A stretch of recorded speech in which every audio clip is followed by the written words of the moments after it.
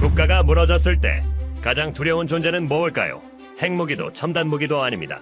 명령 없이 스스로 조직되는 사람들입니다. 보상 없이도 끝까지 싸우는 민간인들이죠. 역사상 그런 민족은 거의 없었습니다. 그런데 한 민족이 500년간 그 능력을 반복적으로 증명해왔습니다. 저는 30년간 그 비밀을 추적했습니다. 처음에는 믿지 않았습니다. 인간은 위기에서 이기적으로 변한다고 확신했으니까요. 2002년 독일 대홍수가 제게 그걸 가르쳤습니다. 제 경고는 무시당했고 시민들은 혼란에 빠졌으며 제 제자가 목숨을 잃었습니다. 그날 이후 저는 확신했습니다. 자발적 협력 같은 건 환상이라고. 그런데 2007년 겨울 한국 서해안에서 완전히 다른 장면을 목격했습니다. 영하의 날씨에 수만 명이 맨손으로 기름을 퍼내고 있었습니다. 명령도 없었고 보상도 없었죠. 한 여성에게 물었습니다. 왜 왔습니까? 누군가는 해야 하니까요. 그 대답이 제 30년 신념을 산산조각 냈습니다. 그리고 저는 결론에 도달했습니다. 이 민족을 절대로 적으로 만들어서는 안 된다고. 도대체 한국은 어떻게 이런 능력을 갖게 된 걸까요? 지금부터 그 이유를 보여드리겠습니다. 저는 영국 캠브리지 대학교에서 플라즈마 물리학을 가르치고 있는 마틴 셀던입니다. 올해로 55살이 됐고 지난 30년간 핵융합이라는 꿈을 쫓아왔죠. 1996년 봄, 저는 32살의 젊은 과학자였습니다. 프랑스 남부 카다라슈에서 열린 역사적인 회의에 영국 대표단 기술자문으로 참석했어요. 회의실에 들어서는 순간 심장이 두근거렸습니다. 테이블에는 미국, 러시아, 일본, 유럽연합의 대표들이 앉아 있었죠. 세계 최강대국들이 한자리에 모인 겁니다.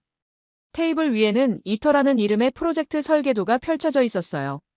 국제핵융합 실험로. 인류가 태양을 지상에 만들겠다는 야심찬 계획이었습니다. 핵융합이 뭐냐고요? 태양이 50억 년 동안 타오르는 원리예요. 가벼운 원자를 합쳐서 에너지를 만들어내는 거죠. 만약 인류가 이 기술을 완성한다면 석유도 석탄도 가스도 필요 없는 세상이 열립니다. 바닷물 한 컵으로 평생 쓸 전기를 만들 수 있어요. 단 1g의 연료로 석유 8톤의 에너지를 내는 거죠. 저는 그 순간을 아직도 선명하게 기억해요. 회의실 공기는 묵직했고 참석자들의 눈빛에는 자부심과 경계심이 동시에 어려 있었습니다. 이건 단순한 과학 프로젝트가 아니었어요. 21세기 에너지 패권을 결정짓는 전쟁의 서막이었죠. 저는 서류를 정리하면서 아버지 생각을 했습니다. 1985년 웨일스 탄광이 폐쇄되던 해. 아버지는 실직 후 스스로 목숨을 끊으셨어요. 에너지가 없으면 삶도 없다. 그게 제가 배운 첫 번째 교훈이었습니다. 주머니 속 아버지의 낡은 회중시계를 만지작거렸어요. 이 시계는 제가 왜 여기 있는지를 상기시켜주는 물건이었죠. 회의가 끝날 무렵이었습니다. 일본 대표 다나카가 조심스럽게 말을 꺼냈어요. 최근 한국 측에서 비공식 접촉이 있었다고 이터 참여 가능성을 타진해왔다고 했습니다. 저는 순간 귀를 의심했어요. 한국이요. 한국이라는 이름이 나오자 회의실 분위기가 묘하게 변했습니다. 미국 대표 제임스 카터가 즉각 반응했어요. 표정이 굳어지더니 비웃음을 터뜨렸죠. 한국이 핵융합에 무슨 기여를 할 수 있겠냐고, 자전거도 제대로 못 만들던 나라가 우주선을 만들겠다는 것과 같다고 말했습니다. 제임스의 말투에는 노골적인 경멸이 섞여 있었어요. 저는 불편함을 느꼈지만 동시에 그의 논리를 이해할 수 있었습니다. 핵융합은 수십 년간의 연구 축적이 필요한 분야니까요. 다나카도 거들었습니다. 한국은 역사적으로 기술을 배워서 성장한 나라라고, 반도체도 조선업도 모두 선진국의 기술을 따라한 것이라고 했어요. 핵융합도 마찬가지일 거라고, 배우려는 의도는 알겠지만 함께 개발할 파트너는 아니라고 잘라 말했죠. 저는 다나카의 역사인식에는 동의하지 않았지만 기술 평가 부분은 수긍이 갔습니다. 실제로 한국이 독자적인 핵융합 연구 성과를 낸 적이 있었나요? 없었어요. 러시아 대표가 차분하게 덧붙였습니다. 한국의 핵융합 연구 인력이 얼마나 되는지 아느냐고, 전문 연구원이 50명도 안 된다고 했어요. 미국과 일본이 각각 500명이 넘는 인력을 보유한 것과 대조적이었죠. 게다가 한국에는 제대로 된 실험 장치도 없다고, 러시아에서 중고 토카막 하나를 구입한 게 전부라고 말했습니다. 저는 메모를 하면서 숫자들을 확인했어요. 이터 총 예산 200억 달러, 건설 기간 10년, 운영 기간 20년. 엄청난 규모의 프로젝트였지만 참여국들은 주저하지 않았습니다. 왜냐하면 이건 투자가 아니라 미래에 대한 지배권 확보였으니까요. 제임스가 결론을 냈습니다. 한국을 정회원으로 받아들일 수 없다고, 다만 재정적 기여를 원한다면 옵저버 자격은 고려할 수 있다고 말했어요. 옵저버, 구경꾼이라는 뜻이었습니다. 회의에는 참석할 수 있지만 발언권은 제한되고 기술 자료 접근도 통제되며 핵심 의사결정에서는 배제되는 거죠. 한마디로 돈만 내고 뒤에서 지켜보라는 겁니다. 저는 그때 이렇게 생각했어요. 합리적인 결정이다. 에너지는 자원과 역사, 그리고 강대국의 몫이다. 한국은 아직 그 자격이 없다고요. 하지만 30년이 지난 지금, 저는 그날의 판단이 얼마나 어리석었는지 뼈저리게 깨닫고 있습니다. 회의가 끝나고 석 달이 지났습니다. 저는 런던 사무실에서 평소처럼 서류를 검토하고 있었어요. 이터 관련 후속 조치들을 정리하는 중이었죠. 그때 제임스 카터에게서 전화가 왔습니다. 한국 소식 들었냐고 물었어요. 무슨 소식이냐고 되물으니 제임스가 웃음을 터뜨렸습니다. 한국이 옵저버 자격을 거부했다고, 돈만 내고 구경하는 건 싫다고 했답니다. 저는 놀랐어요. 거부했다고요? 준회원이라도 되면 기술을 배울 수 있을 텐데 그 기회마저 걷어찬 겁니까? 제임스는 더 황당한 소식을 전했습니다. 한국이 독자 개발을 선언했다고 K스타라는 프로젝트를 시작한다고 했어요. 초전도 토카막을 혼자 만들겠다는 거였죠. 저는 전화기를 들고 한참을 멍하니 있었습니다. 뭐라고요? 혼자 만들겠다고요? 세계 최강대국들이 힘을 합쳐도 어려운 일을 말입니까? 제임스가 비웃었습니다. 협상 카드일 뿐이라고 독자 개발하는 척하면서 우리를 압박해서 더 좋은 조건을 얻어내려는 거라고 말했어요. 며칠만 지나면 한국이 다시 연락해 올 거라고, 조금 더 나은 조건으로 준회원 자격을 받아들이겠다고 할 거라고 했죠. 저도 그렇게 생각했습니다. 그게 합리적인 판단이었으니까요. 그런데 일주일이 지나도 한 달이 지나도 한국으로부터 아무 연락이 없었어요. 오히려 반대 방향으로 일이 진행되고 있었습니다. 1995년 12월 한국과학기술부가 공식 발표를 했어요. 초전도행 융합장치 K스타 건설 착수. 건설 기간 12년. 목표는 1억 도 플라즈마 달성. 저는 그 발표문을 읽고 어이가 없었습니다. 정말 하겠다는 거예요. 협상 카드가 아니라 진짜로요. 다나카에게 팩스를 보냈습니다. 한국이 제정신이냐고 물었어요. 다나카의 답장은 간단했습니다. 모르겠습니다만 그들은 진심인 것 같습니다. 저는 한국의 발표문을 다시 꼼꼼히 읽어봤어요. 예산 1,500억 원. 저는 계산기를 두드렸습니다. 이터 예산이 20조 원이 넘는데 한국은 그 100분의 1도 안 되는 돈으로 뭘 만들겠다는 건지 이해가 안 갔어요. 며칠 뒤 주한 영국 대사관의 외교관과 통화할 기회가 있었습니다. 한국이 정말 독자적으로 만들 생각인지 물었어요. 외교관은 잠시 침묵하더니 말했습니다. 한국 과학자들을 몇 명 만나봤는데 그들의 눈빛이 범상치 않았다고요. 어떤 눈빛이었냐고 물으니 포기한 사람의 눈이 아니었다고 답했어요. 오히려 각오를 다진 눈이었다고요. 그들은 준회원 자격으로는 만족하지 않는다고, 정회원이 되겠다는 목표가 분명했다고 했습니다. 정회원이 되려면 기술이 있어야 하니까 기술을 만들겠다는 거라고요. 저는 전화를 끊고 한참을 생각했어요. 한국은 포기한 게 아니라 오히려 정반대로 가고 있었습니다. K스타를 만들어서 실력을 증명하고 그걸 가지고 정회원으로 들어오겠다는 전략이었어요. 저는 피식 웃었습니다. 말도 안 되는 계획이라고 생각했죠. 하지만 한편으로는 소름이 돋았어요. 정말 만약에 한국이 성공한다면요. 그렇다면 우리가 한국을 거부한 게 아니라 한국이 우리보다 먼저 결과를 만들어낸 게 되는 거잖아요. 저는 고개를 저었습니다. 아니에요. 불가능합니다. 물리법칙을 의지로 이길 수는 없어요. 한국은 곧 현실 앞에 무릎 꿇을 겁니다. 1996년 봄, 한국이 대전에서 기공식을 열었다는 소식이 들려왔어요. 신문 사진을 봤습니다. 황량한 공터에 수백 명이 모여 삽을 뜨는 장면이었어요. 사진 속 사람들의 표정이 인상적이었습니다. 웃고 있지 않았어요. 굳어 있었죠. 마치 전쟁터에 나가는 군인 같은 표정이었습니다. 저는 그 사진을 한참 들여다봤어요. 그들은 뭘 보고 있는 걸까요? 12년 뒤의 성공을 그리고 있는 걸까요? 아니면 실패할 수도 있다는 걸 알면서도 각오를 다지는 걸까요? 한 가지만은 확실했습니다. 그들은 협상 카드로 이러는 게 아니었어요. 진심이었습니다. 한국의 도전이 왜 무모한지 설명하려면 먼저 1억 도라는 숫자가 어떤 의미인지 알아야 합니다. 태양 중심부의 온도가 약 1500만 도예요. 핵융합을 일으키려면 최소 1억 도 이상이 필요합니다.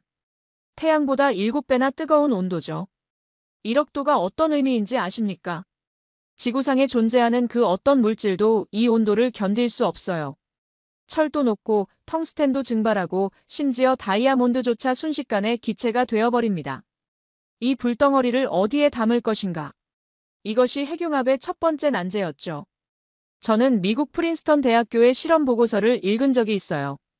1980년대 연구팀이 플라즈마 실험 중 자기장 제어에 실패한 사례였습니다. 겨우 5천만 도의 플라즈마였는데 그게 진공 용기벽에 닿는 순간 두께 3cm의 스테인리스 강철이 0.05초 만에 녹아내렸다고 해요. 5천만 도도 이 정도인데 1억 도는 어떻겠습니까? 그래서 토카막이라는 발상이 나온 겁니다. 그릇에 담을 수 없다면 아예 그릇 없이 가두는 거예요. 강력한 자기장으로 플라즈마를 공중에 띄우는 겁니다. 마치 자석으로 쇠구슬을 공중에 띄우는 것처럼요. 하지만 이것도 이론일 뿐이에요. 실제로 구현하려면 엄청난 정밀도가 필요합니다. 자기장이 조금이라도 흔들리면 플라즈마는 즉시 벽으로 튀어나가 모든 걸 파괴하죠. 저는 러시아의 토카막 개발 역사를 연구한 적이 있어요. 소련은 1950년대부터 이 연구를 시작했습니다. 40년이 넘는 시행착오 끝에 겨우 안정적인 설계에 도달했어요. 수백 번의 실패, 수십 번의 폭발 사고, 수조 루블의 투자. 그렇게 쌓인 경험이 지금의 토카막 기술을 만든 겁니다. 일본도 1970년대부터 시작했어요. 20년이 넘는 연구 끝에 겨우 안정적인 1억 도 플라즈마를 만들 수 있게 됐죠. 수천억 엔을 투자하고 수백 명의 과학자가 매달려서 말이에요. 한국은요? 1980년대 후반에야 핵융합 연구를 시작했고 그것도 기초 이론 단계였습니다. 전문 연구원이 50명도 안 됐어요. 제대로 된 실험 장치라고는 러시아에서 사온 중고 토카막 하나가 전부였죠. 저는 동료들과 점심을 먹으며 한국 이야기를 나눴어요. 한 프랑스 과학자가 물었습니다. 한국이 정말 만들 수 있을 것 같냐고요. 저는 고개를 저었어요. 불가능합니다. 토카막을 만들어 본 적도 없고 1억 도를 만들어 본 적도 없어요. 책으로만 배운 사람이 실전에서 이길 수 있을까요? 다나카가 더 신랄하게 말했습니다. 한국은 늘 그래왔다고 자기들이 못할 게 없다고 생각한다고 했어요. 반도체도 그랬고 조선업도 그랬다고요. 하지만 핵융합은 다르다고 강조했습니다. 이건 돈 많이 들여서 공장 크게 짓는다고 되는 게 아니라 물리법칙과 싸우는 거라고요. 저는 그 말에 동의했어요. 핵융합은 의지나 열정으로 만드는 게 아닙니다. 수십 년의 경험, 수조 원의 투자, 그리고 무엇보다 물리법칙에 대한 깊은 이해가 필요해요. 며칠 뒤 다나카에게서 연락이 왔어요. 일본 과학자들이 한국의 설계안을 분석했는데 구조적 결함이 20곳 넘게 발견됐다고 했습니다. 이대로 만들면 첫 가동에서 폭발할 거라고 1억 도는커녕 작동조차 못할 거라고 말했죠. 저는 고개를 끄덕였어요. 역시 그렇군요. 저는 한국을 완전히 잊기로 했습니다. 더 이상 변수도 아니었어요. 이 턴은 계획대로 진행됐고 저는 유럽 각국의 기술 협력 조율에 집중했습니다. 가끔 한국 소식이 들려왔지만 무시했어요. 어차피 실패할 프로젝트니까요. 1억 도의 벽 앞에서 한국은 무너질 거라고 확신했습니다. 하지만 제 확신은 완전히 틀렸습니다. 1997년 겨울, 저는 웨일스로 향하는 기차에 앉아 있었습니다. 아버지 기일이었어요. 매년 이맘때면 고향을 찾았죠. 창밖으로 스쳐 지나가는 풍경을 바라보며 저는 오래된 기억 속으로 빠져들었습니다. 1985년 저는 21살이었어요. 대학원에서 플라즈마 물리학을 공부하고 있었죠. 그해 겨울 영국 정부가 웨일스 탄광 폐쇄를 발표했습니다. 아버지 토머스 셀던은 30년간 탄광에서 일한 광부였어요. 탄광이 문을 닫는다는 소식을 들었을 때 아버지의 얼굴이 아직도 생생합니다.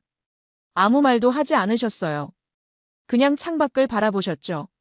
석 달 뒤 아버지는 스스로 목숨을 끊으셨습니다. 유서에는 단 한 줄만 적혀 있었어요. 미안하다 마틴. 더 이상 가족을 먹여 살릴 방법이 없구나. 저는 그 유서를 아직도 간직하고 있습니다. 낡아서 글씨가 희미해졌지만 버릴 수가 없어요. 아버지의 장례식 날, 저는 결심했습니다. 에너지 문제를 해결하겠다고요. 석탄이 사라지면 다른 에너지가 필요해요. 더 깨끗하고 더 풍부하고 누구도 빼앗을 수 없는 에너지. 그게 핵융합이었습니다. 기차가 고향 마을에 도착했어요. 역에서 내려 아버지 묘소로 향했습니다. 겨울바람이 매서웠죠. 묘비 앞에 서서 저는 주머니에서 회종시계를 꺼냈어요. 아버지가 남기신 유일한 유품이었습니다. 할아버지 때부터 물려받은 거라고 하셨죠.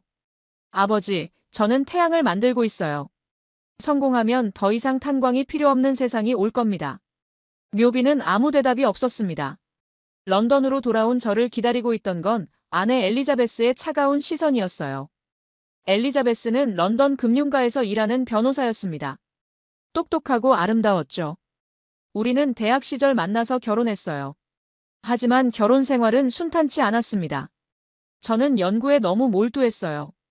밤새 논문을 읽고 주말에도 연구소에 나갔죠. 가족과 보내는 시간은 점점 줄어들었습니다. 그날 밤 엘리자베스가 말했어요. 더 이상 못 참겠다고요. 당신은 태양을 쫓느라 가족을 잃고 있다고 했습니다. 저는 할 말이 없었어요. 그녀의 말이 맞았으니까요. 저희는 그해 겨울 별거에 들어갔습니다. 이혼 서류는 이듬해 봄에 도장을 찍었죠. 빈 아파트에 혼자 앉아 저는 회중시계를 바라봤어요. 아버지의 얼굴이 떠올랐습니다. 아버지도 가족을 위해 모든 걸 바쳤지만 결국 모든 걸 잃으셨죠. 저도 같은 길을 걷고 있는 건가요? 하지만 멈출 수 없었어요. 핵융합은 제 삶의 전부였으니까요. 에너지 문제를 해결하지 않으면 아버지 같은 비극이 계속될 거라고 믿었습니다. 그해 가을, 동료 앤드류 맥도널드가 저를 찾아왔어요. 스코틀랜드 출신의 플라즈마 물리학자로 대학원 시절부터 친구였죠. 앤드류가 물었습니다. 괜찮냐고요? 이혼 소식 들었다고 했어요. 저는 괜찮다고 대답했습니다. 거짓말이었죠. 앤드류가 맥주를 건네며 말했어요. 자네가 왜 이 연구를 시작했는지 기억하냐고요. 아버지 때문이었잖아. 그 마음을 잃지 마. 저는 고개를 끄덕였어요. 앤드류의 말이 위로가 됐습니다. 그날 밤 저는 오랜만에 아버지 사진을 꺼내봤어요. 탄광 앞에서 찍은 사진이었습니다. 아버지는 석탄가루가 묻은 얼굴로 웃고 계셨죠. 아버지, 저는 멈추지 않을 거예요. 반드시 성공하겠습니다. 그리고 저는 다시 연구에 몰두했습니다. 한국 따위는 까맣게 잊은 채로요. 1998년 여름, 빈에서 이터 기술 검토 회의가 열렸습니다. 회의장에는 각국 대표들이 모여 진행 상황을 보고했어요. 미국은 플라즈마 가열 시스템 개발 현황을, 러시아는 초전도 자석 제작 일정을, 일본은 진공용기 설계안을 발표했죠. 저는 영국 대표단으로 참석해서 메모를 했어요.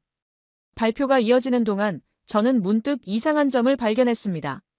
한국 이야기가 전혀 없었어요. 2년 전만 해도 한국은 화제의 중심이었죠. 가입 신청을 거부당하고 옵저버 자격마저 걷어차고 독자 개발을 선언한 나라. 모두가 비웃었고 실패할 거라고 확신했습니다. 그런데 지금은 아무도 한국을 언급하지 않았어요. 완전히 잊혀진 존재가 되어 있었습니다. 회의 휴식 시간에 제임스 카터에게 물었어요. 한국은 어떻게 됐냐고요? 제임스가 어깨를 으쓱했습니다. 아직 삽질 중이겠지. 몇 년 더 지나면 포기할 거야. 저도 그렇게 생각했어요. 한국은 곧 현실의 벽에 부딪힐 거라고요. 회의가 끝나고 저는 호텔방에서 자료를 정리하고 있었습니다. 그때 우연히 눈에 들어온 문서가 있었어요. 국제원자력기구에서 발행한 월간 보고서였습니다. 습관적으로 페이지를 넘기다가 한국 관련 기사를 발견했어요. 작은 단신이었습니다. 한국 K스타 프로젝트, 초전도 자석 시제품 제작 완료. 저는 멈칫했어요. 뭐라고요? 기사를 자세히 읽었습니다. 한국이 영하 269도에서 작동하는 초전도 자석 시제품을 만들었다는 내용이었어요. 자체 기술로 개발했다고 적혀 있었죠. 저는 믿을 수 없었습니다. 초전도 자석은 핵융합 장치의 심장이에요. 미국 MIT가 30년간 연구해서 겨우 완성한 기술입니다. 그걸 한국이 몇 년 만에 만들었다고요. 저는 즉시 관련 자료를 찾아봤어요. 한국핵융합연구소에서 발표한 기술 보고서가 있었습니다. 다운로드해서 읽어봤죠. 놀라웠어요. 자석의 구조와 성능 수치가 상세하게 기록되어 있었습니다. 얼핏 보기에는 나쁘지 않은 수준이었어요. 하지만 저는 고개를 저었습니다. 시제품을 만든 것과 실제로 작동하는 건 다른 문제예요. 시험 가동을 해봐야 진짜 성능을 알 수 있죠. 아마 결함이 나올 겁니다. 며칠 뒤 다나카에게 연락했어요. 한국이 초전도 자석을 만들었다는 소식 들었냐고요. 다나카가 웃었습니다. 들었다고 하지만 걱정할 거 없다고 했어요. 일본 전문가들이 분석했는데 설계에 치명적 결함이 있다고요. 자기장 강도가 불안정해서 실제 운용은 불가능할 거라고 말했습니다. 저는 안심했어요. 역시 그렇군요. 종이 위의 설계와 현실은 다르니까요. 저는 한국 이야기를 다시 잊어버렸습니다. 그들이 뭘 하든 상관없었어요. 어차피 실패할 테니까요. 하지만 한국은 멈추지 않았습니다. 매년 조금씩 소식이 들려왔어요. 진공 용기 설계 완료, 플라즈마 가열 장치 개발 착수, 극저온 냉각 시스템 시험 가동. 저는 그때마다 코웃음을 쳤습니다. 만들기야 하겠지. 문제는 작동하느냐는 거예요. 1999년, 2000년, 2001년. 시간은 흘러갔고 한국은 조용히 자기 길을 갔습니다. 세상의 관심 밖에서 아무도 주목하지 않는 곳에서 그들은 태양을 만들고 있었어요. 저는 몰랐습니다. 그 조용한 나라가 역사를 바꾸고 있었다는 걸요. 2002년 가을, 저는 프랑스 카다라슈에서 열린 이터 긴급회의에 참석했습니다. 회의실 분위기가 무거웠어요. 평소와 달랐죠. 참석자들의 얼굴에 걱정이 가득했습니다. 의장이 입을 열었어요. 심각한 문제가 발생했다고 러시아 측 부품 제작이 예상보다 2년 이상 지연되고 있다고 발표했습니다. 회의실이 술렁였어요. 2년이라고요? 그건 전체 일정에 치명적인 영향을 미치는 거잖아요. 러시아 대표가 해명했습니다. 진공 용기 용접 부위에서 예상치 못한 균열이 발견됐다고, 재료 강도가 설계 요구치를 충족하지 못해서 전면 재검토가 필요하다고 말했어요. 제임스 카터가 책상을 쳤습니다. 그럼 일정은 어떻게 되는 거냐고. 원래 2010년 완공 예정이었는데 이러면 2015년도 어렵겠다고 소리쳤죠. 저는 메모를 하면서 한숨을 쉬었어요. 이터 프로젝트는 시작부터 문제가 많았습니다. 우선 건설부지 선정에서 프랑스와 일본이 충돌했어요. 양측 모두 자국에 이터를 짓겠다고 고집했죠. 결국 프랑스로 결정됐지만 일본은 불만을 품었습니다. 그 후로 일본의 협조가 눈에 띄게 줄어들었어요. 미국과 유럽 사이에서는 비용 분담 문제로 갈등이 있었습니다. 미국은 자국 예산 삭감을 핑계로 분담금을 줄이려 했고 유럽은 반발했죠. 회의 때마다 언성이 높아졌어요. 러시아는 기술력은 있지만 경제 사정이 좋지 않았습니다. 소련 붕괴 후 과학 예산이 대폭 삭감됐거든요. 부품 제작에 필요한 자금이 부족했죠. 저는 회의실을 둘러보며 생각했어요. 왜 이렇게 진행이 안 되는 걸까요? 세계 최강 대국들이 힘을 합쳤는데 왜 이 모양인 거죠? 회의 중간에 다나카가 조용히 제 옆으로 왔어요. 귓속말로 물었습니다. 한국은 지금 어디까지 갔는지 아느냐고요. 저는 고개를 저었어요. 모른다고, 관심 없다고 답했습니다. 다나카가 씁쓸하게 웃었어요. 우리가 이러고 있는 동안 한국은 묵묵히 전진하고 있다고 말했습니다. 저는 그 말을 무시했어요. 한국이 뭘 하든 상관없었습니다. 우리가 이터를 완성하면 되는 거니까요. 하지만 회의가 끝난 후 저는 호텔방에서 혼자 생각에 잠겼습니다. 정말 이터를 완성할 수 있을까요? 지금 이 상황을 보면 솔직히 자신이 없었어요. 러시아 부품은 2년 지연, 일본은 비협조적, 미국과 유럽은 싸움 중. 이런 식으로 가다가는 2020년에도 완공이 어려울지 몰랐습니다. 창밖을 바라봤어요. 카다라슈의 밤하늘이 보였습니다. 별들이 반짝이고 있었죠. 저 별들 중 하나가 태양이에요. 우리가 만들려는 건 바로 저겁니다. 인공태양. 과연 우리가 해낼 수 있을까요? 주머니에서 아버지의 회종시계를 꺼냈어요. 낡은 시계가 똑딱똑딱 소리를 내고 있었습니다. 아버지, 저는 지금 뭘 하고 있는 걸까요? 그날 밤, 저는 오랜만에 한국 관련 자료를 검색해봤습니다. K스타 프로젝트 현황이 궁금했어요. 검색 결과가 나왔습니다. 한국핵융합연구소 보도자료.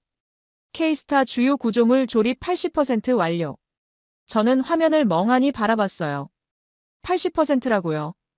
우리는 아직 부품도 제대로 못 만들고 있는데요. 이상한 기분이 들었습니다. 불안감 같은 거였죠. 2004년 봄, 저는 도쿄에서 열린 국제 플라즈마 물리학 학회에 참석했습니다. 학회장은 전 세계 과학자들로 붐볐어요.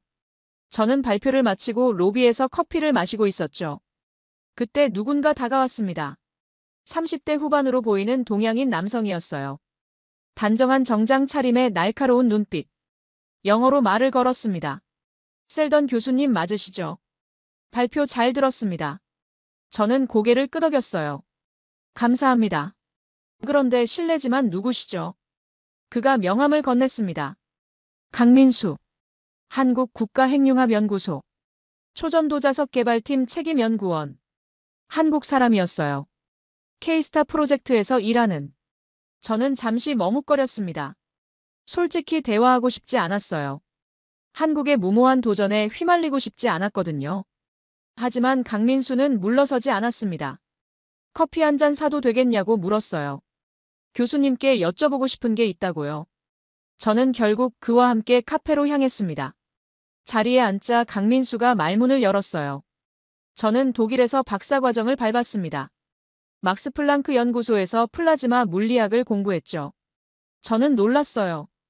막스 플랑크라면 세계적인 연구소잖아요. 강민수가 씁쓸하게 웃었습니다. 하지만 그곳에서 저는 늘 이방인이었어요. 동료들은 저를 무시했습니다. 한국에서 왔다는 이유로요. 그가 계속 말했어요. 학회에서 발표할 때 질문 시간에 한 독일 교수가 대놓고 비웃더군요. 한국이 핵융합을 한다고. 웃기지 말라고요. 저는 불편해졌어요. 왜냐하면 저도 비슷한 생각을 했었으니까요. 강민수가 저를 똑바로 쳐다봤습니다. 그래서 저는 결심했어요. 반드시 증명하겠다고.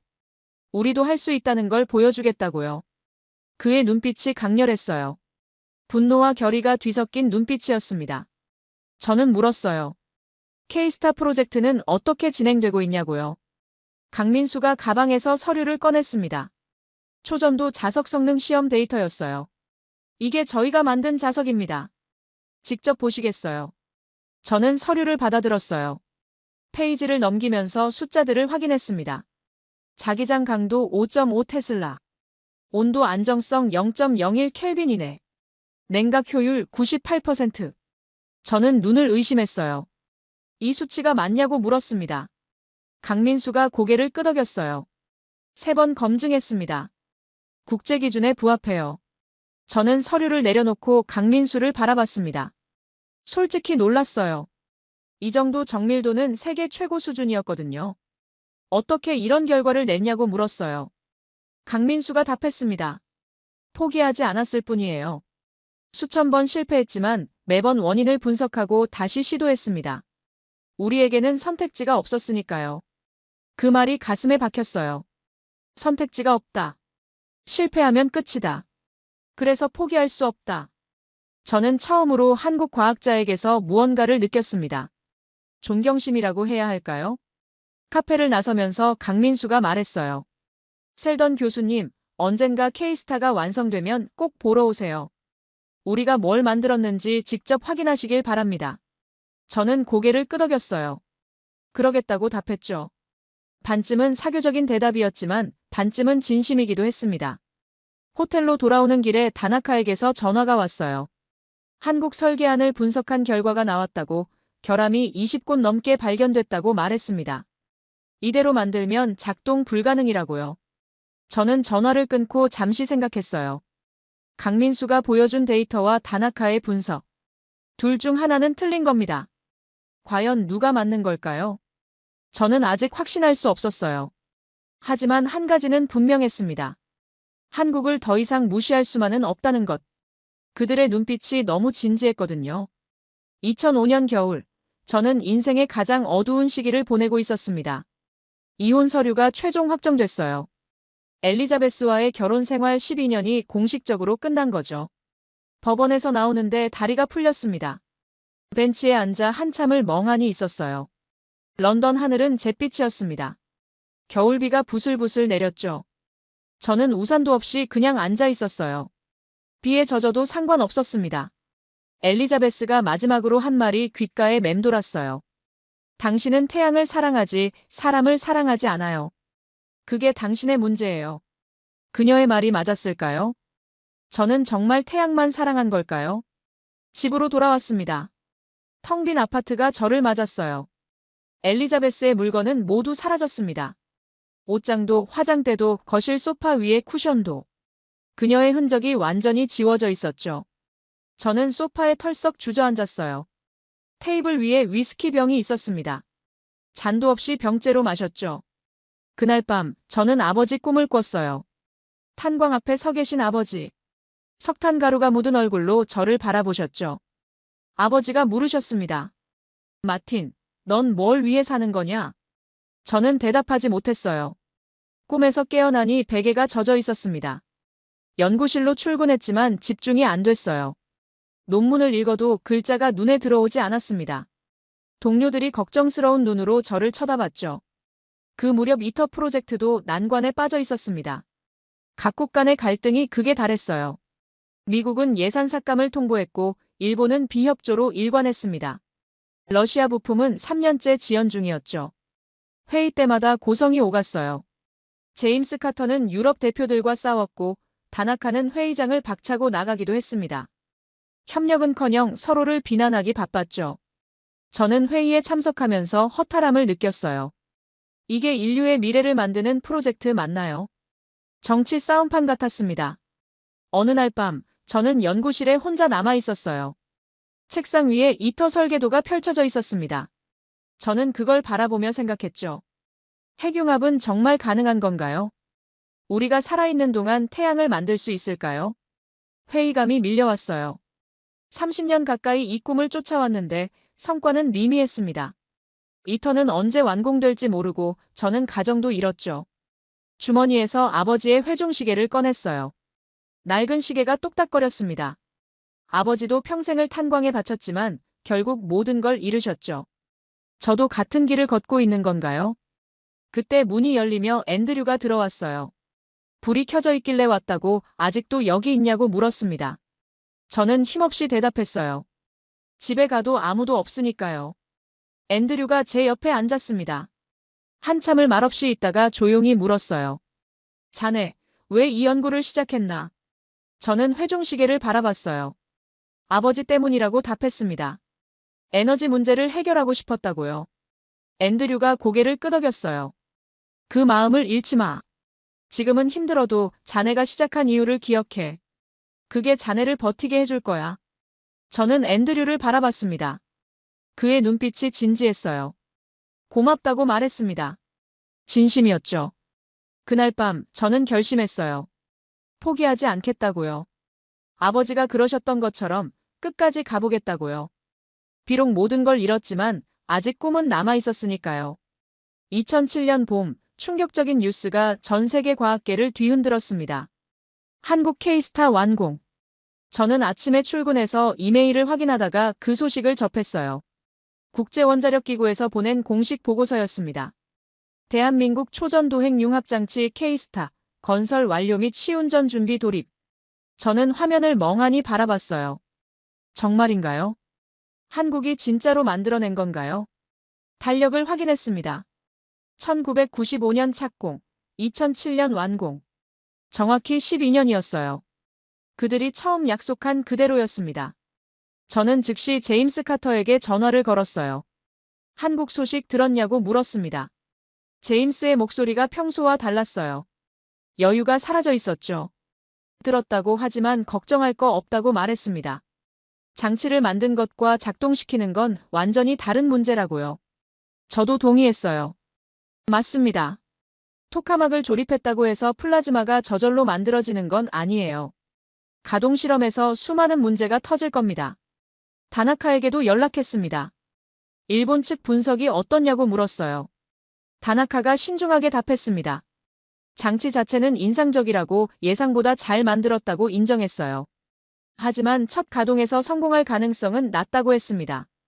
초전도 자석 냉각, 진공 유지, 플라즈마 가열 등 모든 시스템이 동시에 완벽하게 작동해야 하는데 경험 없이는 불가능하다고요. 저는 전화를 끊고 한숨을 쉬었어요. 그래, 아직 끝난 게 아니다. 한국이 장치를 만들었다고 해서 바로 성공하는 건 아니야. 하지만 솔직히 불안했습니다. 정말 만약에 한국이 첫 가동에 성공한다면요. 그건 우리의 모든 예측이 틀렸다는 뜻이잖아요. 며칠 뒤 관련 기술 자료가 공개됐습니다. 저는 밤새 그걸 분석했어요. K스타의 사양이 놀라웠습니다. 주반경 1.8m, 플라즈마 전류 2메가암페어, 자기장 강도 3.5 테슬라. 세계 최초의 완전 초전도 토카막이었어요. 완전 초전도라는 게 중요합니다. 기존 토카막들은 일부만 초전도 자석을 사용했어요. 하지만 K스타는 모든 자석이 초전도였죠. 이건 기술적으로 훨씬 어려운 일이에요. 저는 도면을 보며 감탄했어요. 어떻게 이런 설계를 해낸 걸까요? 경험도 없이, 선배도 없이 처음부터 스스로 만들어낸 거잖아요. 앤드류에게 자료를 보여줬습니다. 그도 놀란 표정이었어요. 대단하네. 솔직히 인정해야겠어. 한국이 정말 해냈구나. 저는 고개를 끄덕였어요. 하지만 아직 작동은 안 했잖아. 진짜는 이제부터야. 그해 여름, 한국이 시운전을 시작했다는 소식이 들려왔습니다. 전 세계 핵융합 연구자들이 주목했죠. 성공할까요? 실패할까요? 저는 매일 뉴스를 확인했어요. 한국에서 무슨 일이 일어나고 있는지 궁금했거든요. 제임스가 전화를 걸어왔습니다. 한국이 곧 첫 플라즈마 실험을 한다고 지켜보자고 말했어요. 어차피 실패할 거라고 그때 가서 우리가 맞았다는 걸 증명하면 된다고요. 저는 동의한다고 답했습니다. 하지만 속마음은 복잡했어요. 만약 한국이 성공하면요. 우리가 12년 전에 문을 닫았던 나라가 우리보다 먼저 결과를 만들어내는 거잖아요. 그건 단순한 기술 경쟁의 문제가 아니었습니다. 우리의 판단, 우리의 오만함, 우리의 편견이 틀렸다는 증거가 되는 거예요. 저는 아버지의 회중시계를 만지작거렸어요. 똑딱똑딱. 시간은 멈추지 않고 흘러갔습니다. 한국은 과연 성공할까요? 아니면 우리 예측대로 실패할까요? 답은 곧 나올 거였습니다. 2008년 2월 15일. 저는 평소처럼 아침에 출근해서 이메일을 확인했어요. 받은 편지함에 국제원자력기구 발신 메일이 있었습니다. 제목은 긴급기술 보고서 K스타 관련. 별 생각 없이 열어봤어요. 첫 줄을 읽는 순간 저는 의자에서 벌떡 일어났습니다. K스타 첫 플라즈마 생성 성공. 2008년 2월 15일 오전 11시 30분. 손이 떨렸어요. 화면을 다시 확인했습니다. 제가 잘못 본 게 아니었어요. 한국이 정말로 해낸 겁니다. 즉시 제임스 카터에게 전화를 걸었어요. 받았습니까? 받았습니다. 제임스의 목소리가 굳어 있었어요. 평소의 자신만만함이 사라져 있었죠. 이게 가능한 일입니까? 제가 물었어요. 12년 만에 처음부터 만들어서 첫 가동에 성공한다는 게요. 제임스가 잠시 침묵하더니 답했습니다. 저도 믿기지 않습니다. 전화를 끊고 저는 한참을 멍하니 앉아 있었어요. 창밖을 바라봤습니다. 런던의 아침 하늘이 맑았죠. 하지만 제 머릿속은 폭풍이 휘몰아치고 있었습니다. 한국이 성공했다. 우리가 비웃었던 나라가 해냈다. 며칠 뒤 상세한 기술 보고서가 도착했어요. 저는 그걸 밤새 읽었습니다. 읽으면 읽을수록 놀라웠어요. 한국이 만든 방식은 우리 예상과 달랐습니다. 그들은 기존 기술을 따라 한 게 아니었어요. 자기들만의 방법을 찾아낸 거였죠.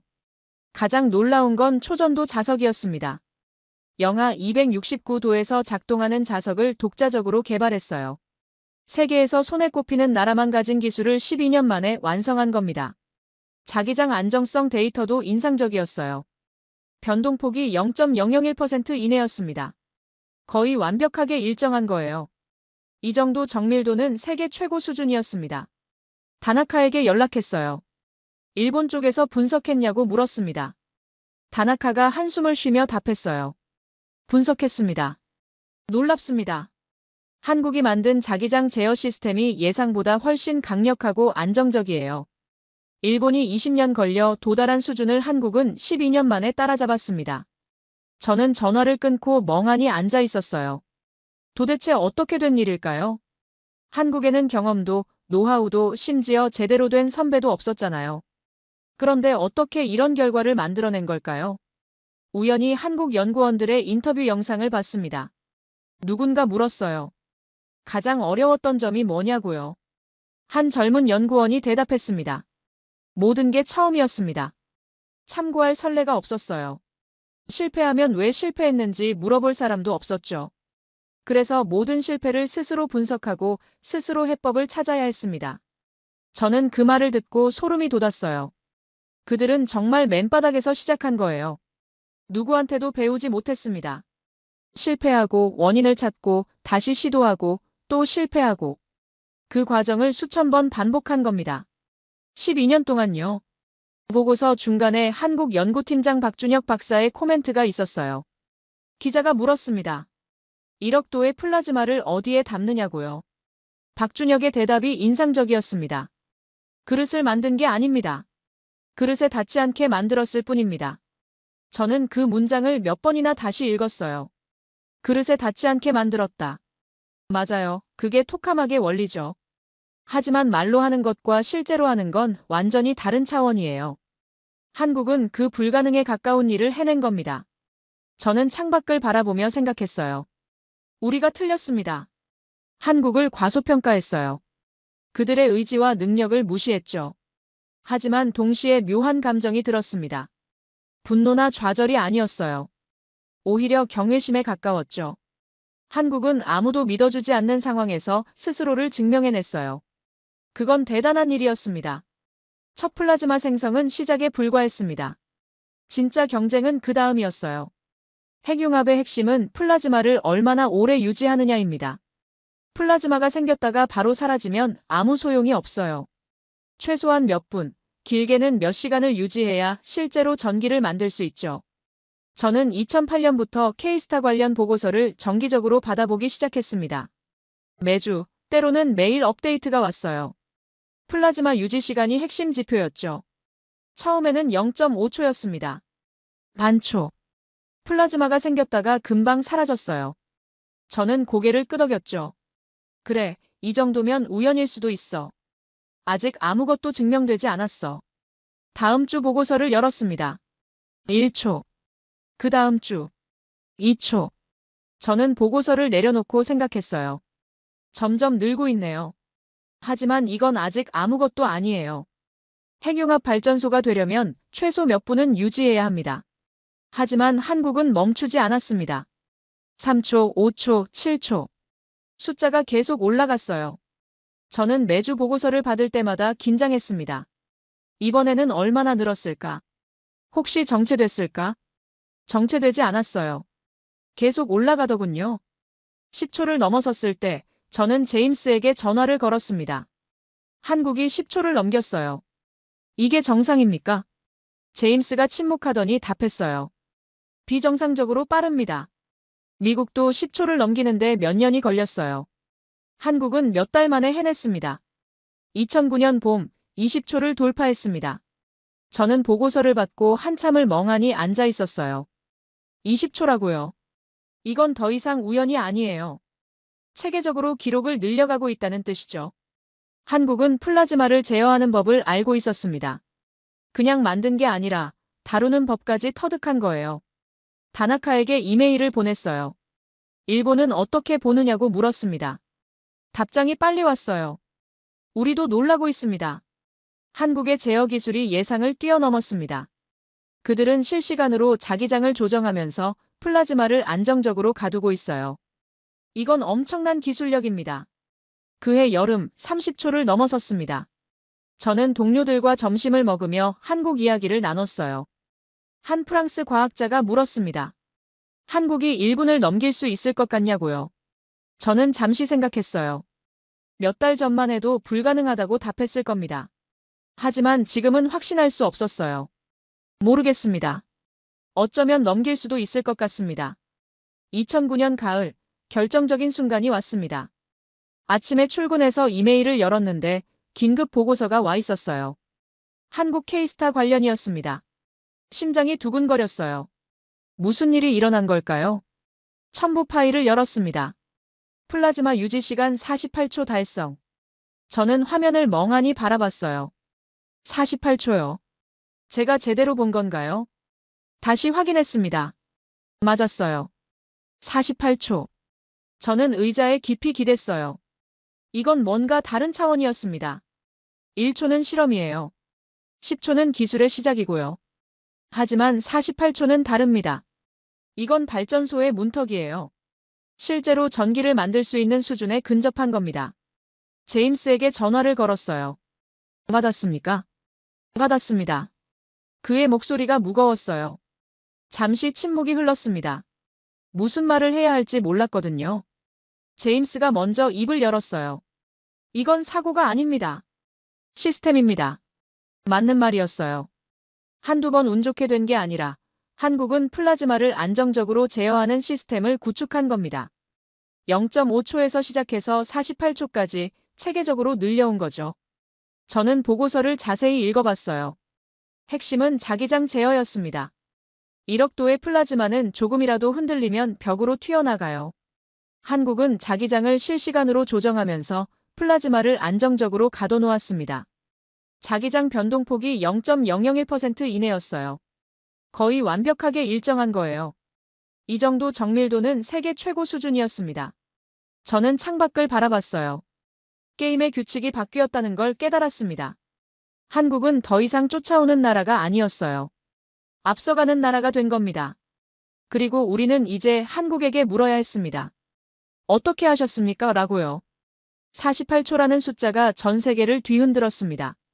국제학회에서 한국 연구팀의 발표가 있었어요. 저는 최대한 빨리 좌석을 잡았습니다. 이번에는 뒤편이 아니라 앞쪽에 앉았어요. 놓치고 싶지 않았거든요. 박준혁 박사가 단상에 올랐습니다. 그는 48초 기록에 대해 설명했어요. 담담한 목소리였습니다. 마치 당연한 일을 보고하는 것처럼요. 하지만 청중은 달랐어요. 모두가 숨을 죽이고 들었습니다. 48초는 그냥 숫자가 아니에요. 핵융합 발전소가 현실이 될 수 있다는 증거였으니까요. 발표 중간에 박준혁이 흥미로운 이야기를 했습니다. 핵융합이 왜 안전한지에 대해서요. 많은 사람들이 핵융합을 원자력과 혼동하거든요. 박준혁이 설명했어요. 핵융합은 전원을 끄면 즉시 멈춥니다. 플라즈마는 자기장으로만 유지되거든요. 자기장이 사라지면 플라즈마도 사라져요. 폭발할 수가 없는 구조입니다. 저는 고개를 끄덕였어요. 맞습니다. 원자력은 한번 시작하면 멈추기 어렵지만 핵융합은 정반대예요. 오히려 계속 유지하는 게 어려운 거죠. 그게 바로 핵융합의 안전성입니다. 박준혁이 덧붙였어요. 방사성 폐기물도 거의 없습니다. 원자력 발전소처럼 수만 년 동안 보관해야 하는 쓰레기가 나오지 않아요. 청중석에서 고개를 끄덕이는 사람들이 보였습니다. 발표가 끝나고 질문 시간이 왔어요. 한 독일 과학자가 손을 들었습니다. 48초를 넘어 더 오래 유지할 계획이 있습니까? 박준혁이 잠시 생각하더니 답했어요. 물론입니다. 우리 목표는 분 단위, 시간 단위입니다. 저는 그 말을 듣고 소름이 돋았어요. 분 단위, 시간 단위요. 그건 진짜 발전소예요. 실제로 전기를 생산해서 가정에 공급할 수 있는 수준이죠. 학회가 끝나고 복도에서 동료들과 마주쳤습니다. 모두 한국 이야기만 하고 있었어요. 한 영국 과학자가 말했습니다. 솔직히 인정합시다. 한국이 우리보다 앞서 있어요. 아무도 부정하지 않았습니다. 저는 박준혁에게 다가갔어요. 악수를 청하며 축하한다고 말했습니다. 그는 묵묵히 악수를 받았어요. 가장 어려웠던 순간이 언제였냐고 물었습니다. 박준혁이 잠시 망설이더니 답했어요. 매일이 어려웠습니다. 하지만 가장 힘들었던 건 아무도 믿어주지 않을 때였습니다. 저는 그 말을 듣고 가슴이 철렁했어요. 아무도 믿어주지 않았다. 맞아요. 저도 안 믿었습니다. 제임스도 다나카도 그 누구도 한국을 믿지 않았죠. 우리는 한국이 실패할 거라고 단정했고 그들의 도전을 비웃었어요. 그런데 그들은 해냈습니다. 호텔로 돌아와 혼자 앉아 생각했어요. 도대체 뭐가 잘못됐을까요? 제 판단이 틀렸던 걸까요? 저는 데이터로 분석했어요. 한국은 경험이 없었고 기술이 없었고 인프라가 부족했습니다. 모든 데이터가 실패를 가리키고 있었죠. 그런데 결과는 성공이었어요. 며칠 뒤 앤드류와 저녁을 먹었습니다. 한국 이야기를 꺼냈어요. 어떻게 생각하냐고 물었죠. 앤드류가 와인잔을 돌리며 말했어요. 우리가 놓친 게 하나 있었어. 간절함이야. 간절함이요. 저는 반문했습니다. 간절함만으로 물리법칙을 이길 수는 없잖아요. 앤드류가 고개를 저었어요. 물론 간절함만으로는 안 돼. 하지만 간절함이 있으면 남들이 하루 8시간 일할 때 16시간을 일해. 남들이 10번 시도할 때 100번을 시도하지. 그게 차이를 만드는 거야. 저는 그 말에 고개를 끄덕일 수밖에 없었어요. 한국 과학자들에게는 선택지가 없었습니다. 실패하면 끝이었죠. 그래서 포기할 수 없었던 거예요. 2010년 봄, 저는 프랑스 카다라슈에서 열린 이터 실무회의에 참석했습니다. 정기회의였어요. 건설 진행 상황을 점검하고 각국의 부품 제작 일정을 확인하는 자리였죠. 저는 늘 하던 대로 서류를 준비하고 회의실로 들어갔습니다. 회의가 시작됐어요. 진공 용기 제작 일정이 안건으로 올랐습니다. 러시아 대표가 보고했어요. 예상보다 6개월 지연됐다고, 설계 변경이 필요하다고 말했습니다. 저는 메모를 했어요. 또 지연이네요. 이미 몇 번째인지 모를 정도였습니다. 제임스가 질문했어요. 왜 지연됐냐고, 기술적 문제가 뭐냐고 물었습니다. 러시아 대표가 설명했어요. 용접 부위에서 균열이 발견됐다고, 재료의 강도가 예상보다 약하다고 했죠. 회의실이 조용해졌습니다. 진공 용기는 이터의 핵심이에요. 이게 문제면 전체 일정이 흔들립니다. 그때였어요. 다나카가 조심스럽게 말했습니다. K스타에서는 어떻게 했습니까? 저는 펜을 멈췄어요. 뭐라고요? K스타요. 회의실 분위기가 묘하게 변했습니다. 러시아 대표가 잠시 멈칫하더니 답했어요. 확인해 보겠습니다. 저는 다나카를 바라봤어요. 그는 진지한 표정이었습니다.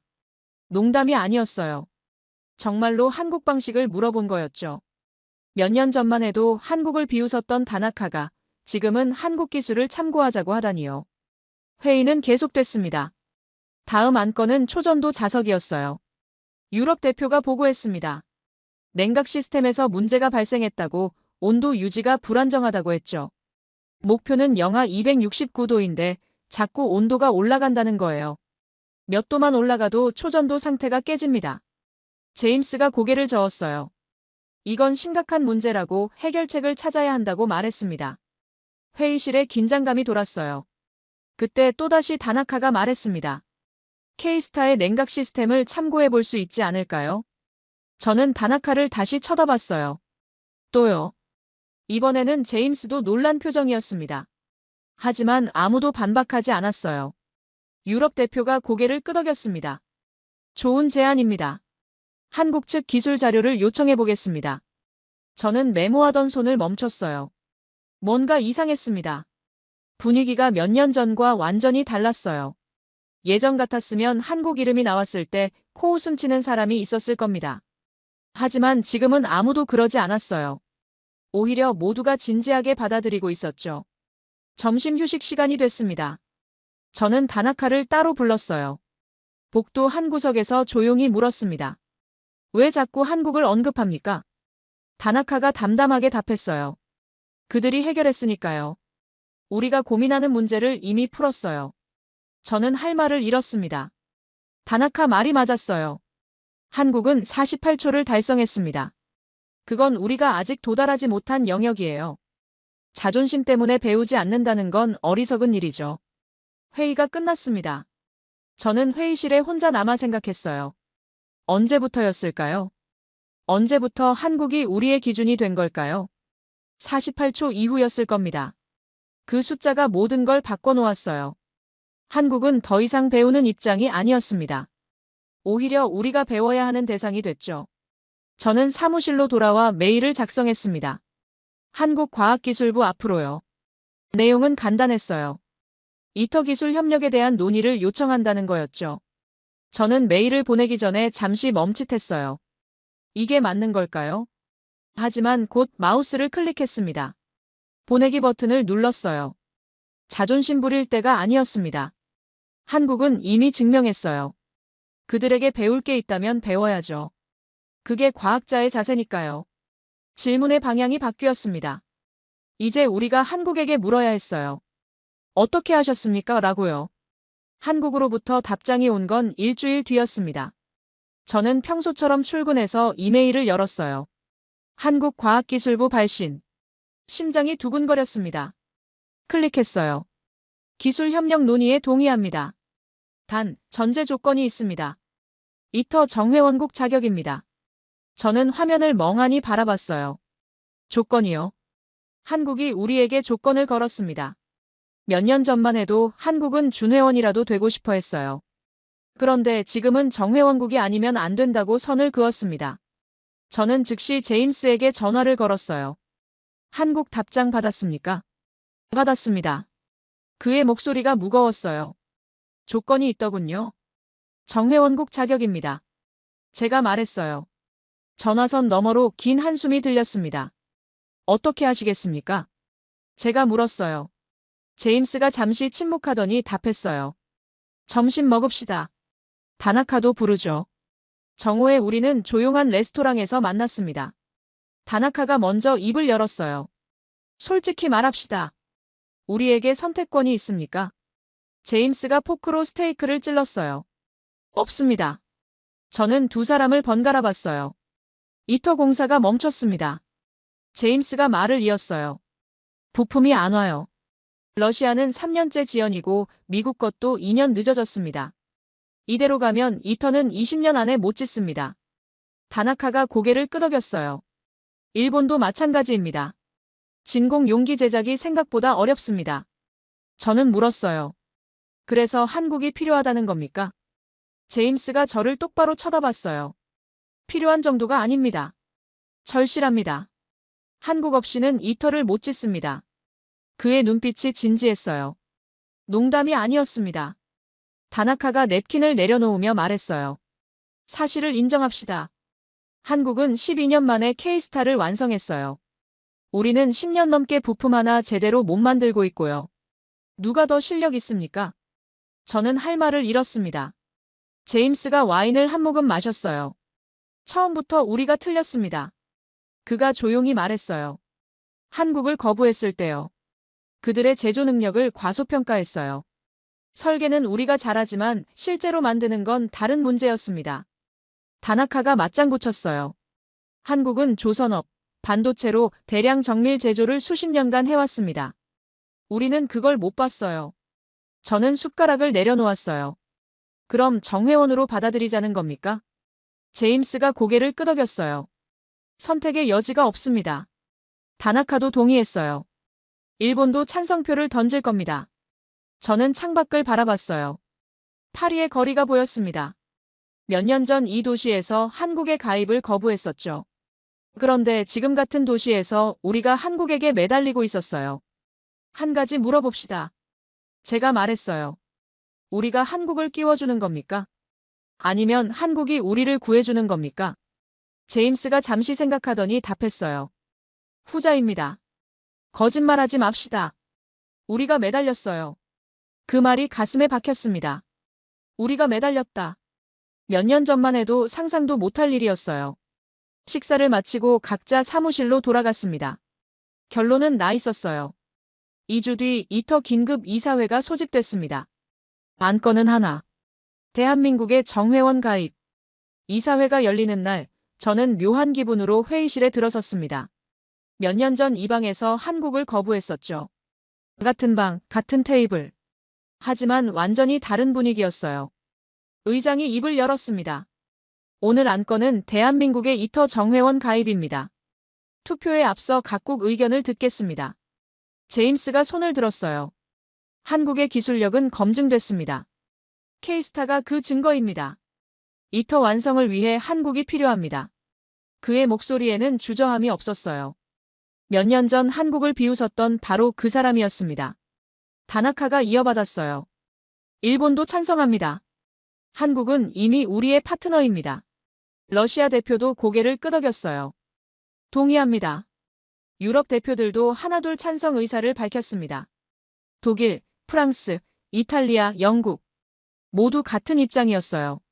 저는 그 장면을 보며 감회가 새로웠습니다. 투표가 진행됐어요. 의장이 결과를 발표했습니다. 만장일치. 의장이 선언했어요. 대한민국의 이터 정회원국 가입을 승인합니다. 저는 회의록에 적었어요. 날짜, 그리고 한 줄을 더 추가했습니다. 역사가 바뀐 날. 회의가 끝나고 복도로 나왔습니다. 제임스가 제 옆으로 왔어요. 조용히 말했습니다. 15년 전으로 돌아갈 수 있다면 한국을 처음부터 정회원으로 받아들이겠어요. 그랬다면 이터가 지금보다 훨씬 빨리 완성됐을 겁니다. 저는 동의했어요. 우리의 판단 착오였습니다. 호텔로 돌아오는 길에 생각했습니다. 오늘 무슨 일이 일어난 걸까요? 우리가 한국에게 기회를 준 게 아니었어요. 한국이 우리에게 기회를 준 겁니다. 이터를 완성할 기회를요. 방에 들어와 짐을 풀다가 서류 가방 속에서 오래된 종이 한 장이 나왔어요. 1995년 한국의 이터 가입 신청서 사본이었습니다. 저는 그 서류를 펼쳐 읽었어요. 한국 과학자들이 얼마나 간절히 참여하고 싶어 했는지 느껴졌습니다. 정중한 문체, 상세한 기술 계획, 그리고 협력에 대한 열망. 우리는 이걸 거부했어요. 코웃음을 치며 문을 닫았죠. 하지만 한국은 포기하지 않았습니다. 문이 닫히자 스스로 길을 만들었어요. 12년 동안 묵묵히 걸어서 결국 우리보다 먼저 도착한 겁니다. 저는 그 신청서를 쓰레기통에 버리려다가 멈췄어요. 대신 조심스럽게 접어서 수첩에 끼워 넣었습니다. 이건 버리면 안 돼요. 이건 우리가 저지른 실수의 증거니까요. 그리고 한국이 보여준 위대함의 증거이기도 하고요. 창밖으로 파리의 야경이 보였습니다. 에펠탑 불빛이 반짝이고 있었어요. 저는 아버지의 회종시계를 꺼냈습니다. 낡은 시계가 똑딱거렸어요. 아버지, 오늘 역사가 바뀌었어요. 아무도 믿지 않았던 나라가 결국 모두를 이끌게 됐습니다. 에너지를 지배하는 자가 세계를 지배한다고 하셨죠. 이제 그 지배자가 바뀌려 하고 있어요. 시계 소리가 고요한 방 안에 울려 퍼졌습니다. 똑딱, 똑딱, 똑딱. 새로운 시대가 열리고 있었습니다. 몇 달이 지났습니다. 저는 다시 프랑스 카다라슈를 찾았어요. 이번에는 회의가 아니라 특별한 행사 때문이었습니다. 제임스가 전화를 했었어요. 오늘 한국 부품이 도착합니다. 와보세요. 저는 당장 차를 몰았습니다. 현장에 도착하니 수십 명이 모여 있었어요. 엔지니어들, 현장 책임자들, 각국 대표들. 모두 한 방향을 보고 있었습니다. 저 멀리 대형 트럭이 천천히 들어오고 있었어요. 한국에서 온 트럭이었습니다. 트럭이 멈췄습니다. 뒤쪽 컨테이너가 열렸어요. 거대한 초전도 자석이 모습을 드러냈습니다. 무게 150톤, 높이 4m. 저는 숨을 죽였어요. 현장이 조용해졌습니다. 크레인이 움직이기 시작했어요. 자석이 천천히 들어올려졌습니다. 햇빛에 반짝이는 금속 표면. 완벽한 곡선. 저는 그걸 보며 감탄했어요. 아름다웠습니다. 옆에 선 독일 엔지니어가 중얼거렸어요. 예술품이네요. 자석이 지정된 위치로 이동했습니다. 검수팀이 달려들었어요. 정밀 측정 장비를 꺼냈습니다. 저는 긴장했어요. 규격이 안 맞으면 다시 만들어야 합니다. 수억 원이 날아가는 거죠. 1시간이 지났습니다. 검수팀장이 나왔어요. 그의 표정이 밝았습니다. 합격입니다. 환호성이 터졌어요. 저는 안도의 한숨을 쉬었습니다. 검수팀장이 덧붙였어요. 오차가 0.01mm 이내입니다. 완벽해요. 제임스가 제 옆으로 왔어요. 믿습니까? 저는 고개를 끄덕였어요. 놀랍습니다. 제임스가 말했어요. 이게 첫 번째예요. 앞으로 수십 개가 더 옵니다. 모두 한국산이죠. 현장 책임자가 다가왔습니다. 솔직히 말할게요. 한국 부품이 제일 좋아요. 다른 나라 건 도착하면 수정이 필요한데 한국 건 바로 설치 가능합니다. 저는 놀랐어요. 그 정도입니까? 그가 고개를 끄덕였어요. 그 정도가 아니라 비교가 안 됩니다. 저는 설치되고 있는 자석을 바라봤어요. 한국이 만든 거예요. 12년 전 중고 토카막으로 시작한 나라가 지금 이터의 심장을 만들고 있었습니다. 앤드류가 어깨를 툭 쳤어요. 한국은 제조업 강국이야. 조선소에서 수백 톤짜리 배를 정밀하게 만들잖아.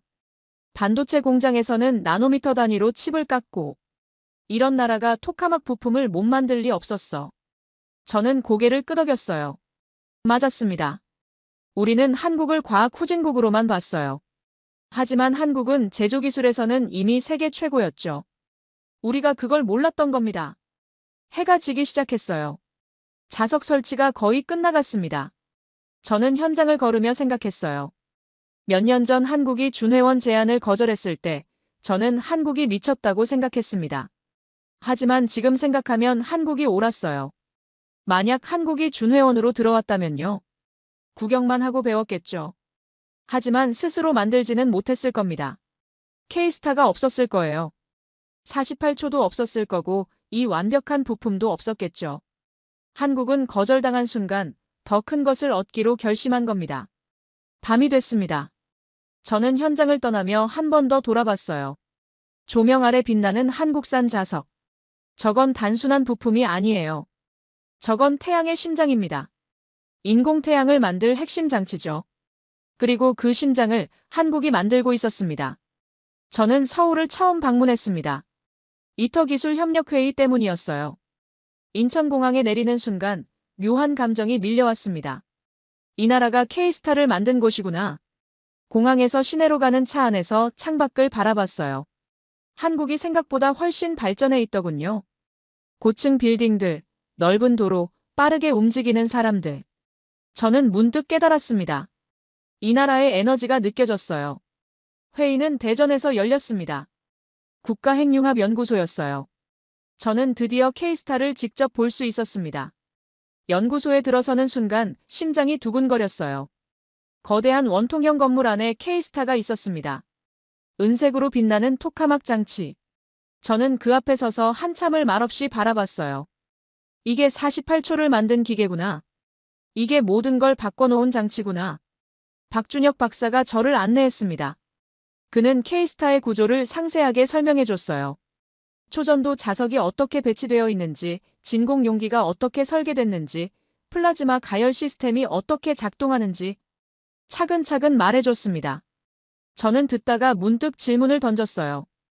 왜 이렇게까지 하셨습니까? 12년이라는 시간과 막대한 돈을 쏟아부으면서까지 독자 개발을 고집한 이유가 뭡니까? 박준혁이 잠시 생각하더니 조용히 답했어요. 한국은 매년 200조 원이 넘는 돈을 석유와 가스를 사는 데 씁니다. 이 돈이 계속 밖으로 나가면 아무리 열심히 일해도 가난해질 수밖에 없어요. 그는 계속해서 설명했어요. 핵융합이 완성되면 그 200조 원이 국내에 남습니다. 그 돈으로 복지를 확충하고 일자리를 만들고 미래 산업에 투자할 수 있어요. 단순히 전기를 만드는 게 아닙니다. 나라의 미래를 바꾸는 겁니다. 저는 그 말을 듣고 가슴이 뭉클했어요. 이건 과학의 문제가 아니었습니다. 생존의 문제였어요. 점심시간이 됐습니다. 연구소 구내식당으로 안내받았어요. 식당에 들어서는데 60대 후반으로 보이는 아주머니가 반갑게 맞아주셨습니다. 어머, 외국에서 오셨어요. 많이 드세요. 김영숙 여사라고 했어요. 20년 넘게 이 식당에서 일하셨다고 합니다. 연구원들을 자식처럼 챙기신다고요. 김영숙 여사가 제 앞에 밥상을 차려주셨어요. 된장찌개, 불고기, 김치, 나물 반찬들. 정성이 가득 담긴 음식이었습니다. 맛있게 드세요. 우리 연구원들이 입안 먹고 태양을 만들었어요. 저는 젓가락을 들다가 멈칫했어요. 입안 먹고 태양을 만들었다. 그 말이 가슴에 와닿았습니다. 식사를 하면서 김영숙 여사와 이야기를 나눴어요. 연구원들이 밤새 일할 때 야식을 만들어 갖다 주셨다고요. 실험이 실패해서 풀이 죽어 있으면 맛있는 거 해준다며 위로해 주셨다고요.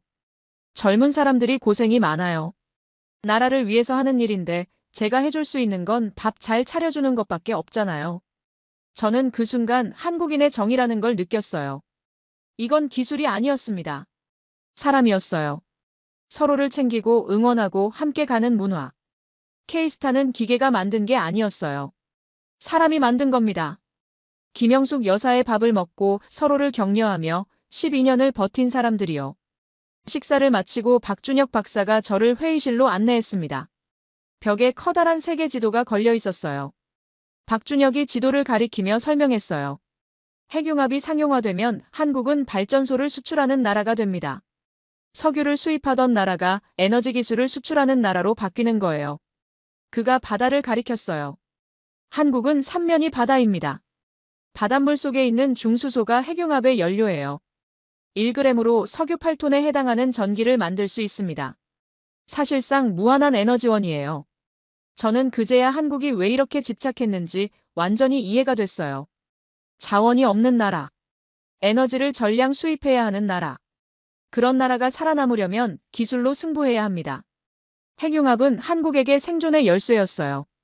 회의가 끝나고 연구소를 떠나기 전 박준혁이 제게 작은 선물을 건넸습니다. K스타 미니어처 모형이었어요. 이걸 보실 때마다 기억해 주세요. 아무도 믿어주지 않아도 스스로 길을 만들 수 있다는 걸요. 저는 그 모형을 받아들며 고개를 숙였습니다. 감사합니다. 많은 걸 배웠습니다. 서울로 돌아오는 기차 안에서 저는 창밖을 바라보며 생각했어요. 한국은 단순히 기술을 만든 게 아니었습니다. 미래를 만들고 있었어요. 자원 없는 나라도 기술로 세상을 바꿀 수 있다는 걸 증명하고 있었죠. 저는 주머니에서 아버지의 회종시계를 꺼냈어요. 똑딱거리는 소리가 기차의 진동과 어우러졌습니다. 아버지, 저는 오늘 중요한 걸 배웠어요. 진짜 힘은 자원이 아니라 사람에게서 나온다는 걸요. 영국으로 돌아온 저는 한동안 멍한 상태로 지냈습니다. 한국에서 보고 들은 것들이 머릿속을 떠나지 않았어요. K스타의 웅장한 모습, 박준혁 박사의 담담한 목소리, 김영숙 여사의 따뜻한 밥상. 모든 게 선명하게 기억났습니다. 어느 날 밤, 저는 서재에 혼자 앉아 있었어요. 책상 위에는 아버지의 사진이 있었습니다. 탄광 앞에서 찍은 오래된 흑백 사진이요. 저는 펜과 종이를 꺼냈어요. 그리고 오랫동안 쓰고 싶었던 편지를 쓰기 시작했습니다. 아버지께?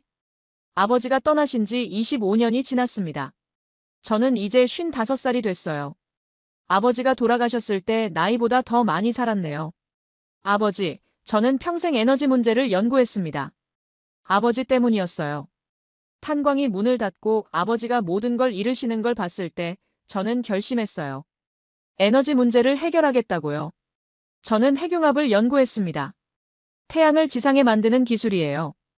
이게 완성되면 석탄도 석유도 가스도 필요 없어져요.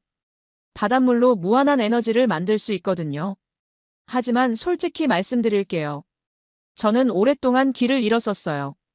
저는 오만했습니다. 강대국만이 미래를 만들 수 있다고 믿었어요.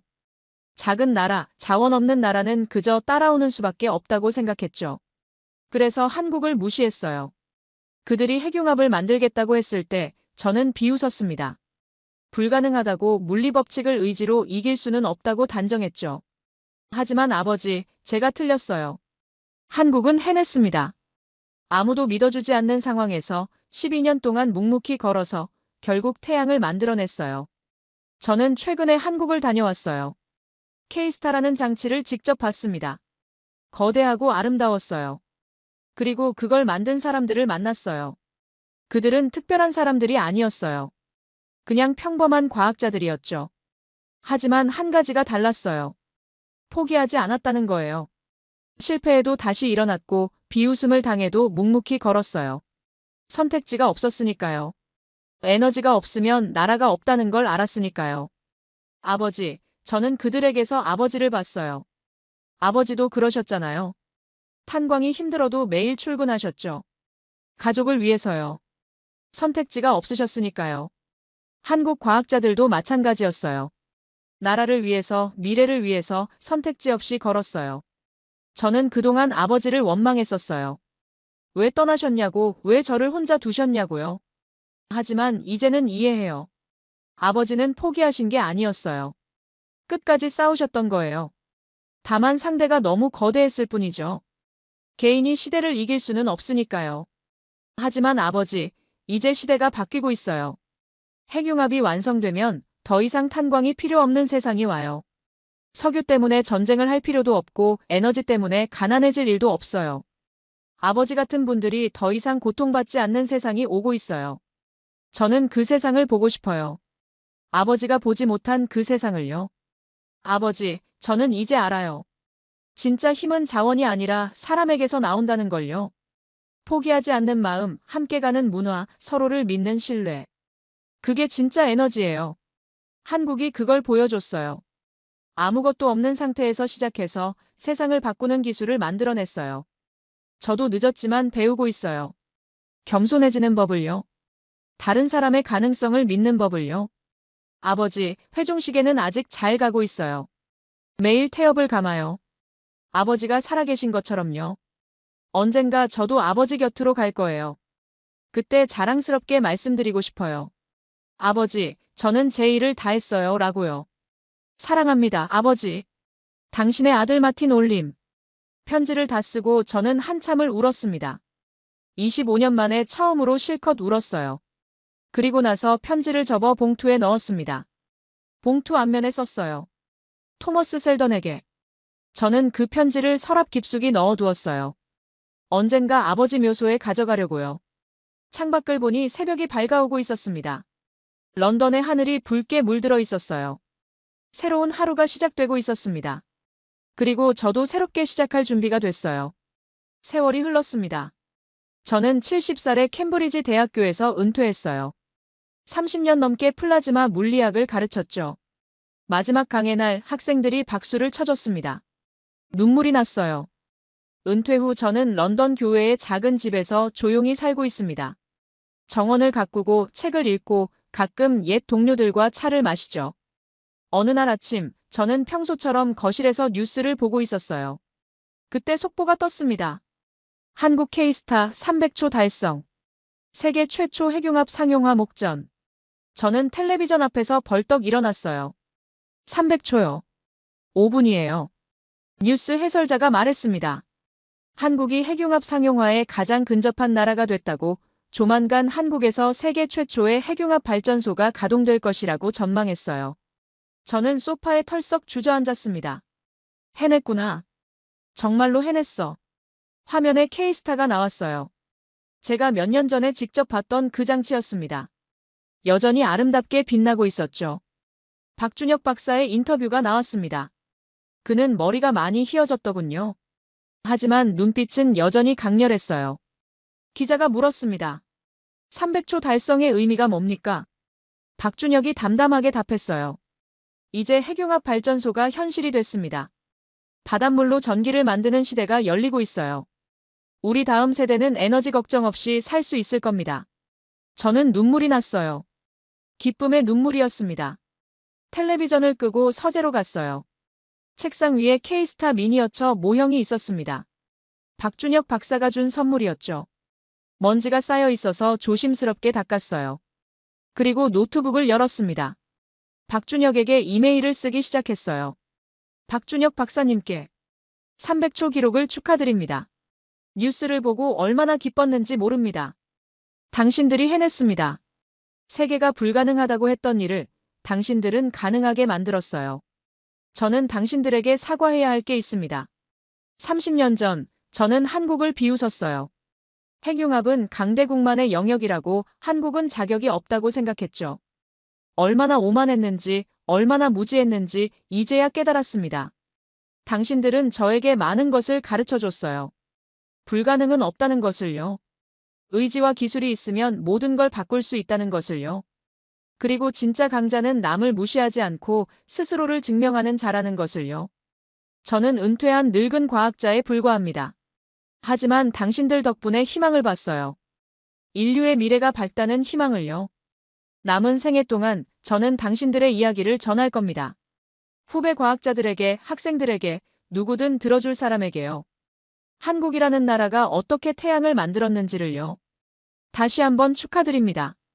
그리고 감사합니다. 마틴 셀던 드림. 이메일을 보내고 나서 저는 조용히 미소 지었습니다. 창밖으로 해가 지고 있었어요. 붉은 노을이 하늘을 물들이고 있었습니다. 저는 아버지의 회종시계를 꺼냈어요. 낡은 시계가 여전히 똑딱거리고 있었습니다. 40년 넘게 멈추지 않고 가고 있었죠. 아버지, 보이세요? 태양을 만드는 시대가 왔어요. 저는 시계를 가슴에 품었습니다. 문득 오래전 한국 방문 때 들었던 말이 떠올랐어요. 박준혁 박사가 했던 말이었죠. 그릇을 만든 게 아닙니다. 그릇에 닿지 않게 만들었을 뿐입니다. 그 말의 의미를 이제야 완전히 이해했어요. 한국은 태양을 담을 그릇을 만든 게 아니었습니다. 태양이 어디에도 닿지 않게 공중에 띄워놓은 거예요. 불가능을 가능으로 바꾼 거죠. 강대국들이 수십 년간 만들어온 인공태양, 그 설계도는 사실 이미 한국에 있었습니다. 우리는 몰랐을 뿐이에요. 보려 하지 않았을 뿐이죠. 한국은 태양을 훔친 나라가 아닙니다. 태양을 만든 나라예요. 그리고 그 태양은 이제 전 세계를 비추기 시작했습니다. 저는 창가에 서서 지는 해를 바라봤어요. 내일이면 또 태양이 뜰 거예요.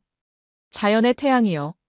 하지만 언젠가, 아마 제가 살아있는 동안 인공태양도 뜰 겁니다. 한국이 만든 태양이요.